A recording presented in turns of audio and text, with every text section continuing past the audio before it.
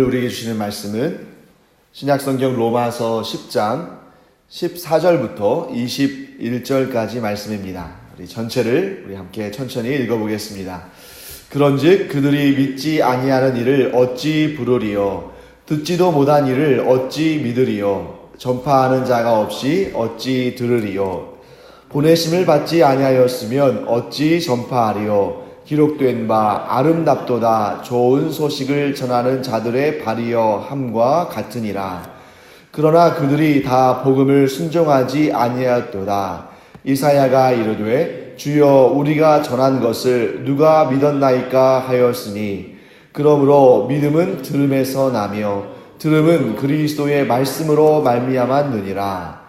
그러나 내가 말하노니 그들이 듣지 아니하였느냐? 그렇지 아니하니 그 소리가 온 땅에 퍼졌고 그 말씀이 땅끝까지 이르렀도다 하였느니라. 그러나 내가 말하노니 이스라엘이 알지 못하였느냐? 먼저 모세가 이르되 내가 백성 아닌 자로서 너희를 시기하게 하며 미련한 백성으로서 너희를 노엽게 하리라 하였고, 이사야는 매우 담대하여 내가 나를 찾지 아니한 자들에게 찾은 바 되고 내게 묻지 아니한 자들에게 나타났노라 말하였고, 이스라엘에 대하여 이르되 순종하지 아니하고 거슬러 말하는 백성에게 내가 종일 내 손을 벌렸노라 하였느니라. 아멘. 네, 이 세상에는 딱 두 종류의 사람들이 존재합니다. 물론 이렇게 이 세상에 있는 사람들을 두 종류로 나누라 그러면 제일 먼저 이런 생각이 들겠죠. 남자와 여자, 그리고 또 어떤 이들은 가진 자와 갖지 못한 자, 또 어떤 이들은 지식이 있는 자와 지식이 없는 자, 이렇게 분류할 수 있겠습니다만, 그러나 하나님의 입장에서 하나님의 마음으로는 가장 안타까운 것이 바로 이러한 분류입니다. 그것이 뭐냐면 믿는 자와 믿지 않는 자가 있다는 겁니다.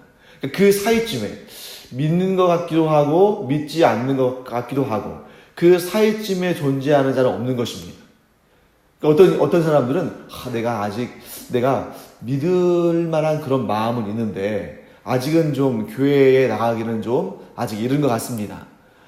그러면 이제 우리는 그런 분들을 향해서 마음이 많이 열려 있는데 그런데 아직은 믿음 생활하는 단계까지는 오지 않았구나 라고 생각할 수 있습니다. 그리고 실제로 그런 분들을 우리가 교회로 이끌고 그런 분들에게 믿음이 생기기를 기도하죠. 하지만 하나님의 입장에서 볼 때는 그들은 아직 믿음이 없는 사람들입니다. 또한 믿음이 없는 사람들, 믿지 않는 사람들은 다시 둘로 나뉩니다. 하나는 하나님을 완전히 부인하는 사람들이죠. 그러니까 하나님을 인정하지 않는 사람들입니다. 그런데 더 위험한 것은 뭐냐면 하나님을 믿는다고 말하지만 사실은 정확한 지식이 없기 때문에 실제로 자신들은 하나님을 믿는다고 하지만 하나님은 그들을 믿지 않는 자로 분류하시는 이런 사람들이 가장 위험한 것입니다. 여러분, 인간은 기본적으로 하나님을 알만한 것을 소유하고 있습니다. 그래서 우리가 창세기를 보시면 하나님께서 인간을 만드실 때에 하나님을 닮은 존재를 만들었거든요. 그래서 하나님을 닮았다, 그것이 우리가 하나님처럼 전지전능한 존재다 이런 말씀이 아니고 하나님의 형상과 모양을 따라 인간을 만드셨다고 되어 있어요. 그 하나님의 그 형상과 모양이라는 것은 뭘 의미하냐면 다른 피조물들, 특별히 이런 동물들이랄지 이런 식물들이랄지 이런 생물들과는 전혀 다른 특별한 은총을 인간 안에 담아두셨다는 것입니다. 자, 다른 존재들은 어떤 존재입니까? 본능에 따라 살아갑니다. 그래서 여러분, 하다못해 이런 식물들도 보면 해바라기를 보세요. 그럼 해바라기를 보면 움직이지 못하는 식물처럼 보이지만 그 태양이 이동하는 경로를 따라서 자기의 방향을 이렇게 옮깁니다. 그리고 여러분들이 이렇게 쭉 나뭇잎 같은 것들을 보면 어떻습니까? 어떻게 했든지 간에 태양 빛을 받기에 좋은 위치로 자기의 그 몸을 틀어서 최대한 태양 빛을 많이 받습니다. 우리 이제 그 과일을 재배하다 보면 이런 것도 잘 알 수 있죠. 이 태양 쪽으로 나 있는 과일, 즉 해 쪽으로 나 있는 과일은 색깔도 더 곱고 또 태양 쪽이 아니라 응달 쪽에 있는 것들은 잘 익지도 않고 색깔도 곱지 못한 것을 보게 됩니다. 이런 것들이 식물의 본능이죠. 동물도 마찬가지입니다. 배가 고프면 먹고 배가 고프면 먹지 않습니다. 그래서 우리가 아프리카에 가면 사자들이 있는데 그런 사자들이 무턱대고 그 주변을 뛰어다니는 사슴이나 얼룩말이나 이러한 소나 이러한 짐승들을 잡아먹지 않습니다. 어떨 때만 잡아먹습니까? 배고플 때만. 그래서 우리가 사자가 사슴을 잡아먹었다고 그 사자를 탓하거나 비도덕적이라고 하거나 양심이 없다거나 하지 않죠. 왜? 그들은 철저하게 본능을 따라서 존재하기 때문에 그들이 본능을 따라 행한 행위들을 가지고 위법하다, 불법하다라고 말할 수 없는 것입니다. 그런데 문제는 무엇입니까? 오직 인간에게만 하나님께서 하나님의 형상과 모양을 주셨는데 그건 뭐냐면 하나님과 소통하는 가능성이고 능력이고 그러한 본질인 것입니다. 그렇기 때문에 오직 인간에 한해서는 하나님께서 하나님을 믿지 아니하고 하나님을 경배하지 아니하는 것으로 인해서 심판하실 수 있는 거죠. 여러분 최후의 심판날에 이런 다른 피조물들 예를 들면 개나 소나 닭이나 또 나무나 꽃이나 풀이나 이런 것들이 하나님의 심판대에 오를까요? 전혀 그렇지 않습니다. 그러한 존재들은 마지막 날에 예수님이 재림하실 때에 새하늘과 새 땅, 즉 이 죄가 이 땅에 임해서 그러한 피조물들이 허무한 데 굴복하게 된 그러한 상태 이전의 온전한 상태로 회복이 될 거예요. 하지만 인간만은 그 최후의 날, 예수님의 그 최후의 심판날에 어떻게 됩니까? 믿느냐 믿지 않느냐를 가지고 심판대에 올라서 믿지 않는 자들은 영원한 지옥에, 믿는 자들은 영원한 천국에서 영생을 누리게 될 것입니다. 그래서 지금 이 사도 바울이 계속적으로 반복해서 설명하는 외치는 내용을 우리가 들어야 됩니다. 그래서 14절 말씀 보시면 그들이 믿지 아니하는 일을 어찌 부르리요 하고 안타까운 심령으로 이렇게 토로하는 것을 보게 되죠. 자, 그 다음에 16절에도 그들이 다 복음에 순종하지 아니하였어도. 자, 그 다음에 18절 말씀을 보시면 그러나 내가 말하노니 그들이 듣지 아니하였느냐? 그렇지 아니하다. 자, 19절 말씀에 또 그러나 내가 말하노니 이스라엘이 알지 못하였느냐 하고 이제 반문하죠. 자, 이런 모든 것들은 이 마지막 21절의 말씀을 강조하기 위해서 반복적으로 설명된 것입니다. 우리 21절 말씀 한번 같이 읽어보겠습니다. 시작. 이스라엘에 대하여 이르되 순종하지 아니하고 거슬러 말하는 백성에게 내가 종일 내 손을 벌렸노라 하였느니라. 아멘. 이 말씀 뭡니까?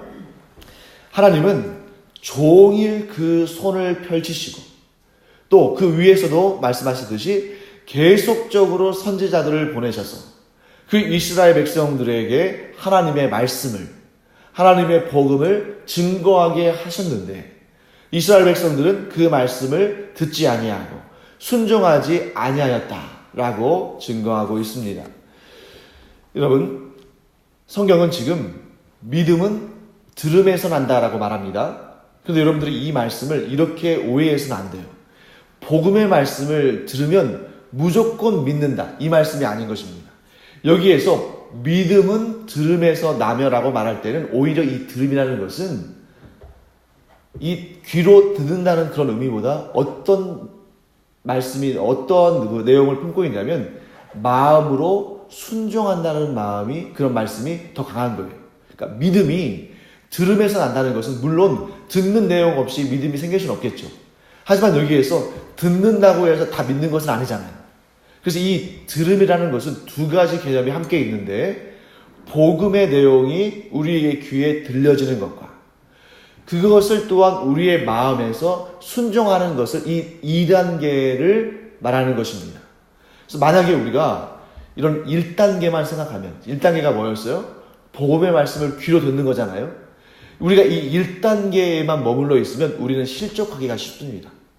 왜냐하면 분명히 믿음은 들음에서 난다고 했는데 내가 누군가에게 이 복음의 말씀을 전했는데 그가 믿음으로 반응하지 않으면 우리는 마음에 상처를 입고 우리는 마음에 번민하게 됩니다. 분명히 하나님의 말씀에 믿음은 들음에서 난다고 했는데 분명히 내가 저 사람에게 복음의 말씀을 전했는데 왜 저 사람은 믿음으로 반응하지 않을까?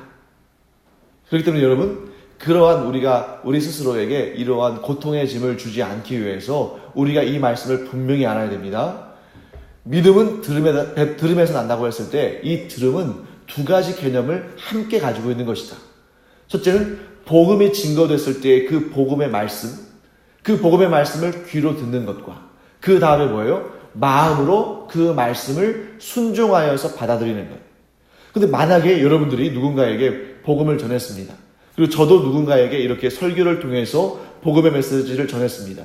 그런데 그 사람이 그 말씀을 들었음에도 불구하고 믿음으로 반응하지 않을 때에는 이 첫 단계에 문제가 있는 것이 아니라 어디에 문제가 있는 거예요? 두 번째 단계. 비록 복음의 말씀을 들었음에도 불구하고 그 말씀에 순종함으로 반응하지 않을 때, 지금 여기에서 계속적으로 사도 바울이 안타까워서 지금 선포하는 내용이 뭐냐면 그들에게 분명히 복음이 선포됐다는 것입니다. 그럼에도 불구하고 그들이 마음으로 순종하지 않았기 때문에 믿음이 생기지 않았다는 거예요. 자, 그러면 여러분, 우리가 이렇게 복음을 분명히 전도했음에도 불구하고 그 복음의 말씀을 상대방이 받아들이지 않을 때 마치 무엇과 같지요? 사도 바울을 비롯해서 많은 사도들이 이스라엘 사람들에게 복음을 증거했음에도 불구하고 그들이 그 복음을 영접하지 않을 때, 그 복음에 대해서 믿음으로 반응하지 않을 때, 이 믿는 사람들은 크게, 이 복음을 전한 사람들은 크게 세 가지의 반응을 나타낼 수 있습니다. 즉, 우리가 복음을 증거했음에도 불구하고 상대방이 그 복음을 받아들이지 않을 때, 첫 번째 어떠한 반응이 있을 수 있냐면 우리는 낙심할 수 있습니다. 내가 열심히, 정말 그래도 내가 하나님의 사람으로 하나님의 그리스도의 명령을 받고, 마태복음 28장에서 주님께서 우리에게 최후의 명령을 주셨잖아요. 지상명령을 주셨습니다. 우리에게 땅끝까지 복음을 증거하라고 우리에게 명령을 주셨는데, 그래서 내가 순수하게 예수님의 그 명령을 지켜보려고 정말 힘들고 어렵지만 마음을 다잡고 정말 그 두려운 마음을 주께 맡겨드리고 복음을 전했는데 그가 복음에 반응하지 않는 겁니다. 그러면 첫 번째 반응이 뭐라고요? 우리 안에서 일어나는 반응? 실족하게 되고 낙심하게 됩니다. 대표적인 예가 누굴까요? 바로 엘리야입니다. 정말 놀라운 믿음의 사람. 그래서 그가 간절히 기도하면 그렇게 몇 개월씩이나 혹은 몇 년씩이나 가뭄이 계속되던 그런 땅에 단비가 내릴 정도로 그러한 믿음과 그 믿음에 따른 기적과 능력을 체험한 엘리야였지만 그가 하나님의 말씀을 전했음에도 불구하고 그 말씀에 반응하지 않는 아합과 이세벨과 이런 완악한 사람들을 보았을 때에 그의 마음에 어떤 마음이 들었습니까? 낙심하는 마음이 들었다는 거예요. 그래서 그가 광야로 가서 어떻게 했습니까? 그 자리에 누워가지고 하나님께 나를 죽여달라고 그렇게 하소연하는 모습을 보게 됩니다. 그때 하나님께서 그에게 뭐라고 말씀하셨을까요? 별 말씀 안 하셨어요. 그에게 깊은 잠에 빠져들게 하셨습니다. 그리고 그가 깊은 잠에 빠져들었다가 깨었을 때 그 머리맡에 음식을 주셨어. 그 음식을 먹고 또다시 그 지친 심령을 쉴 수 있도록 또 깊은 잠에 빠뜨려셨어요. 그리고 그가 회복되었을 때 어떤 메시지를 주시냐면 가서 기름을 부어라. 하나님께서 택하신 사람들에게 그 왕과 선지자에게 기름을 붓는 그 사역을 맡기십니다. 우리도 엘리야처럼 하나님께서 우리에게 맡기신 그 사명을 내가 분명히 행했음에도 불구하고 그에 대한 온전한 열매가 맺히지 않을 때, 예를 들면 우리가 지금 가장 그러기 쉬운 환경이잖아요. 이제 개척교회다 보니까 열심히 전도도 하고 열심히 권하기도 하고 이 자리에서 그 전도 대상자들을 놓고 기도하기도 하고 그렇게 했는데 그들이 반응하지 않을 때 우리도 사람이기 때문에 우리도 엘리야처럼 낙심하고 낙담할 수 있습니다. 그러나 그때 하나님께서는 뭐라고 말씀하시는 거예요? 지치지 말아라. 낙심하지 말아라. 그 마음을 편히 가져라. 왜냐하면 그들이 복음의 말씀에 반응하지 않는 것은 너에게 문제가 있는 것이 아니라 그들이 들었음에도 불구하고 그 마음이 강팍해지고 완악해져서 듣지 않는 것이니 너는 그것으로 말미암아 낙심하지 말고 다시 일어나서 네가 할 그 일을 해라. 그 말씀을 듣고 엘리야가 마음이 소생되죠. 마음이 다시 기쁨이 임합니다. 그리고 자기가 가서 하나님께서 맡기신 그 사명, 하나님의 일꾼들에게 기름을 붓는 그런 사역을 감당하는 것을 보게 됩니다. 자, 두 번째, 내가 열심히 복음을 증거했음에도 불구하고 상대방이 그 복음에 반응하지 않을 때, 두 번째 반응은 뭐냐면 증오심입니다. 미워하는 것입니다. 그래서 여러분, 이런 예는 역사상 어디에서 발견할 수 있냐면 십자군 원정에서 발견할 수 있어요. 여러분, 십자군 원정이 뭔지 잘 아시죠? 중세에 이런 교황과 황제가 이 성스러운 땅, 예루살렘을 비롯해서 예루살렘과 유대와 이스라엘 땅, 그 땅을 보니까 그 땅을 누가 차지하고 있습니까? 이슬람 사람들이 차지하고 있는 것입니다. 그래서 그들이 이제 그 땅을 거룩한 땅을 회복하려고 십자군을 보내죠. 그 십자군의 원래의 목적은 뭐였냐면 그 거룩한 땅을 다시 복음의 땅으로, 다시 하나님의 그 거룩한 처소로 회복하겠다는 것입니다. 사실은 이 십자군에 대해서는 역사적으로 계속 우리가 거슬러 올라가고 그 원인들, 십자군이 탄생하게 된 원인들, 그들의 사역들, 이런 것들을 다 우리가 꼼꼼하게 짚어보고 연구하면 실질적으로는 이게 거룩한 땅을 회복하고자 하는 그런 열망도 물론 있었겠습니다만 거기에는 정치적인 야욕들이 많이 들어가 있습니다. 그래서 그러한 정치적인 야욕들이 결국에는 좋지 않은 열매를 맺게 되는 것이죠. 그리고 성질을 처음에 한두 번은 회복했습니다만 나중에는 다시 뺏겨버리는 그런 결과를 갖게 됩니다. 어쨌든 거룩한 성소를, 거룩한 성전이 있던 땅을, 또 하나님의 그 은혜가 머물렀던 땅을, 또 예수 그리스도의 복음의 땅을 회복하고자 했을 때에, 그러나 그들이 처음에는 말로 해결하려고 했어요. 처음에는 복음을 증거하고 그 복음에 반응하기를 원했습니다. 그런데 그렇게 되지 않을 때 어떻게 했습니까? 사람을 죽이고 또 포로를 끌고 온 포로들을 짐승들보다 못하게 취급하고 결국에는 그들에게 어떻게 했습니까? 온갖 악행을 저지르는 그런 모습으로 변질되는 것을 봅니다. 사랑하는 성도 여러분, 예수님은 결코 그렇게 말씀하지 않으셨어요.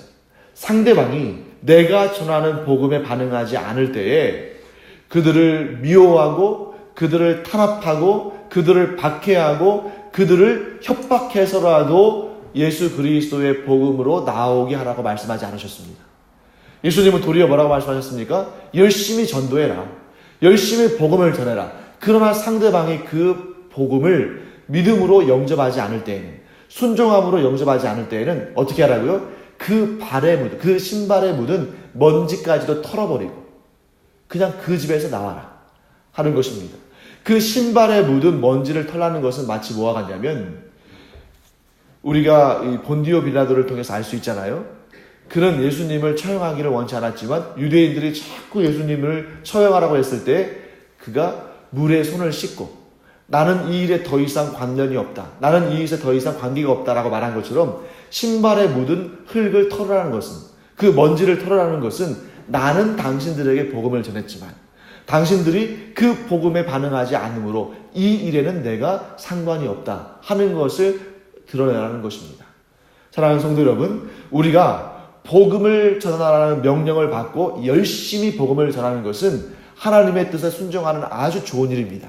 하지만 그 복음을 전한 그 사람, 우리가 복음을 전한 그 사람이 그 복음을 영접하느냐 영접하지 않느냐는 내 책임이 아니고 그 사람의 책임이기 때문에 우리가 거기까지, 내가 이 사람을 어떻게 했든지 간에 예수 믿는 사람으로 또 내가 바꿔야겠다 라는 것까지 갈 수는 없는 거예요. 그것은 하나님이 하시는 일이고 그 자신이 그 마음에 믿어 순종하느냐 아니냐는 자신이 책임질 일입니다. 자, 마지막으로 이제 세 번째입니다. 우리의 전도의 세 번째의 그러한 모습은 뭐냐면 끝까지 참고 소망을 잃지 않아야 되는 것입니다. 여러분, 우리가 복음을 전할 때 상대방이 반응하지 않는다고 해서 낙심해서도 안 되고 또 그들을 미워하거나 증오해서도 안 되고, 우리가 가질 마음은 무엇입니까? 끝까지 참고 소망을 잃지 않는 것입니다. 이것은 우리가 어디에서 알 수 있냐면 예수님을 우리가 통해서, 예수님의 그 방식을 통해서, 예수님이 행하신 일을 통해서 알 수 있습니다. 여러분, 사도 바울이 지금 이렇게 간절하게 이스라엘 백성들, 즉 복음에 반응하지 않는 이스라엘 백성들을 향해서 이렇게 애통하는 마음을 가지고 간절히 이렇게 얘기하는 이유가 뭐냐면 자신이 그런 사람이었기 때문이에요. 사도 바울이 사울일 당시에 어땠습니까? 예수 그리스도를 믿는 사람들을 박해하고 체포하고 죽이려고 했던 사람 아니겠습니까? 그러다 보니까 이 사도 바울이 너무 복음을 영접하지 아니하고 오히려 복음을 박해하니까 예수님께서 어떤 방식으로 그를 만나셨습니까? 그가 다메섹에 있는 믿는 사람들을 박해하기 위해서, 그들을 체포하기 위해서 그 길을 가고 있을 때 부활하신 예수님께서 아주 강렬한 빛 가운데 임하셔서 사도 바울을 만나주셨죠. 그러니까 여러분, 사람이 아무리 열심히 노력을 해도 사울은 도저히 죽게로 나올 것 같지 않았는데, 그런데 하나님께서 그를, 또 예수님께서 그를 아주 절박한 상황 가운데에서 복음을 영접하도록 하셨습니다. 그렇기 때문에 우리는 내가 아무리 노력해도 되지 않는 그 일이 하나님께서 역사하시면 될 수 있다는 것을 우리는 그 마음으로 믿기 까닭에 우리가 참을 수 있는 것입니다. 우리가 견딜 수 있는 것이고 소망을 잃지 않을 수 있는 것이죠. 그래서 이제 마지막으로 이 한 가지만 말씀을 드리고 말씀을 마치겠습니다. 우리가 복음 증거 사역을 하든지, 우리가 어떠한 모습의 신앙생활을 하든지, 내가 나의 사역을, 혹은 내가 나의 믿음을, 혹은 내가 나의 모든 행실을 내가 책임지고 내가 아름답게 만들고 내가 결실을 맺을 수 있게 할 수 있다는 그런 마음은 교만한 생각입니다. 내가 나의 삶을 주관하고 내가 나의 복음 증거함을 주관하고 내가 저 사람의 인생도 어떻게 할 수 있다, 저 사람이 얻을 구원도 내가 이룰 수 있다, 물론 그러한 자부심과 그런 자신감을 가지고 열심히 복음을 증거하는 것을 그렇게 나쁘다고만 말할 수 없습니다만 그 안에 있는 생각은 우리가 바꿔야 됩니다. 내가 나 자신을 주관할 수도 없고 또한 내가 다른 사람을 주관할 수도 없고 오직 이 일을 행하시는 분은 하나님이시라는 그런 마음을 가질 때에만 우리의 마음에 겸손함이 임할 수 있고, 또 우리가 이런 상황 가운데서도 내가 원하는 것, 내가 뜻하는 것이 그대로 이루어지지 않는다 할지라도 우리 마음속에 낙심이나 증오심이 생기지 않는다는 것이죠. 그래서 우리 이렇게 다짐하기 바랍니다. 나는 열심히 노력하긴 하지만 그 일을 이루시는 분은 오직 하나님이시다. 여러분들이 지금 이제 또한 이 새벽에 기도하러 나오셨잖아요. 기도할 때도 마찬가지입니다. 나는 열심히 기도하지만 그 기도에 응답을 주시는 분은 하나님이시다. 그러니까 내가 나의 모든 기도에 대해서 내가 내 뜻대로 이루고자 한다면 정말 열심히는 기도하겠죠. 그런데 어떤 일이 발생하냐면, 여러분, 엘리야와 싸우던 그 바울의 선지자들, 즉 엘리야와 영적인 전쟁을 하던 그 바알에 속한 그러한 제사장들, 이런 사람들이 하늘에서 막 비가 떨어지라고, 하늘에서 비가 오라고 그렇게 간절히 자신들의 신인 바알에게 간구했는데 바알이 그 비를 주지 못하잖아요. 그때 어떻게 했을까요? 칼을 가지고 자기의 몸에 그어서 자해를 하고 피를 흘렸습니다. 이렇게라도 하면 바알이 응답할 거라고 생각했어요. 그러니까 진정한 올바른 신앙을 갖지 못한 사람들은 이 모든 일들을 내가 이룰 거라고 생각하고 신이 그것을 이루어 줄 거라고 생각하고 심지어 어떤 단계까지 간다는 거예요? 다른 사람들을 미워하고 증오하는 단계를 넘어서서 자해하는 단계까지 간다는 겁니다. 우리 믿는 사람들도 잘못 생각하면 하나님께서 내 기도에 내가 원하는 그대로 다 응답하셔야만 한다고 생각하면 어떻게 하는 것입니까? 나중에는 자신을 미워하고 자학하는 단계까지 갈 수 있다는 거예요. 하지만 반대로 우리가 이 말씀대로 우리가 기도하지만 뜻은 우리 가운데 있지만 그 뜻을 이루시고 그 기도에 응답하시는 분은 하나님이시라는 그러한 믿음과 그러한 확고한 신념을 우리가 가지면 하나님께서 우리가 원하는 대로 우리가 기도한 대로 이루시지 아니하신다 할지라도 우리 마음 가운데는 어떤 마음을 품게 되는 것입니까? 내가 구한 그것이 최선이 아닌 것이구나. 나는 이것이 최선인 줄 알고 하나님께 구하고 하나님께 받기를 간절히 구했는데 하나님은 나는 지금 이렇게 좁은 시야를 가지고 좁은 시각을 가지고 이 문제를 보는데 하나님은 이 모든 것을 다 꿰뚫어 아시면서 이 처음과 끝을 다 아시는 하나님께는 이게 최선이 아니었구나. 그래서 하나님께서 내가 구한 것과는 다른 방식으로 내게 응답하셨구나. 우리의 믿음이 연약하면 하나님께서 다른 방식으로 다른 모습으로 응답하시면 이것은 기도의 응답을 받지 못했다고 생각하는데 하나님은 어떻습니까? 우리의 문제와 우리를 둘러싸고 있는 모든 상황들을 잘 아시기 때문에 우리가 구한 그것 그대로 주시면 우리에게 오히려 해가 될 것을 아실 때에 마치 어린아이가 계속적으로 사탕을 달라고 하고 초콜릿을 달라고 할 때 그 아이에게는 그것이 최선이지만 그 부모의 입장에서는 그렇게 달라는 대로 다 주면 그 아이의 이가 다 상하고 충치가 생겨서 문제가 될 것을 분명히 알기 때문에 때로는 한 개 정도 사탕을 줄 수 있지만 대부분의 경우에는 그것을 허락하지 않는 것처럼 하나님께서는 우리의 모든 형편을 아시기 때문에 우리가 구한 그대로를 주지 아니하시고 오히려 우리에게 가장 좋은 것을 주시는데 그것을 받을 만한 믿음이 있는 사람은 하나님께서 이래서 이렇게 응답하셨구나 하는 것을 깨닫지만 그것을 받을 만한 믿음이 없을 때에는 오히려 하나님 앞에 떼를 쓰고 원망하고 불평하는 것을 보게 됩니다. 그래서 우리 이렇게 생각하기 바랍니다. 우리가 누군가를 위해서 전도할 때 그 전도의 열매를 맺으시는 분도 하나님이시고 우리가 무슨 일을 놓고 기도할 때에도 그 기도의 응답을 주시는 분도 하나님이시다. 이 믿음을 가지고 우리가 낙심할 것도 아니고 우리가 자학할 것도 아니고 하나님께서 주신 모든 것을 감사함으로 받으면 버릴 것이 없다. 그리고 하나님은 나보다 훨씬 더 나를 잘 아신다. 나는 짧고 좁은 소견으로 세상을 보지만 하나님은 모든 것을 다 아심으로 내게 가장 좋은 것으로 응답하신다. 이 믿음을 가지고 기도할 때 하나님의 가장 좋은 응답을 얻으시고 경험하고 누리시는 여러분과 제가 되기를 간절히 축원합니다. 기도하겠습니다. 하나님 아버지 주님의 은혜를 감사드립니다. 때때로 우리가 복음을 전하고 또 때때로 우리가 무엇인가를 놓고 기도할 때에 하나님의 그 뜻을 우리가 온전히 알지 못하면 내 뜻대로 되지 않음으로 말미암아 낙심도 하고 증오도 하고 절망도 합니다.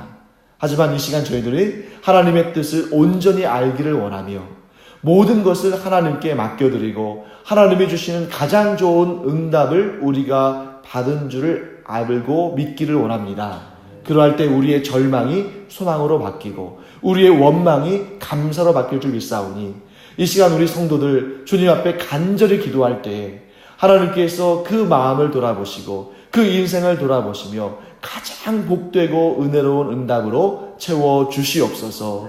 감사드리며 예수님의 이름으로 축복하며 기도합니다. 아멘.